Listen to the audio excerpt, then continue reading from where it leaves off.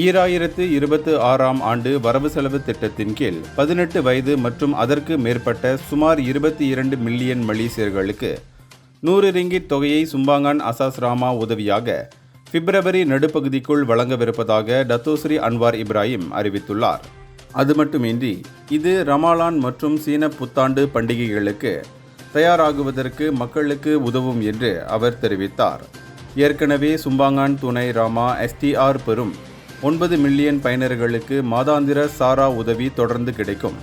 மேலும் இகாசே வழி குடும்பங்கள் மற்றும் தனி நபர்களுக்கான உதவித்தொகையை முறையே 200 ரிங்கிட் மற்றும் 50 ரிங்கிட் வரை தொடர்ந்து வழங்கப்படும்.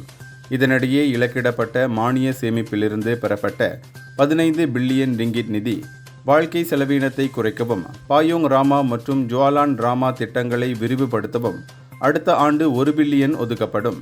மேலும் நாடு முழுவதும் உள்ள மலேசியர்களுக்கு உதவுவதற்காக 3.1 பில்லியன் சமூக நல உதவித்தொகையும் வழங்கப்படும் என்று அவர் தெரிவித்தார். இந்தியர்களின் இதய குரல் மக்களோசை.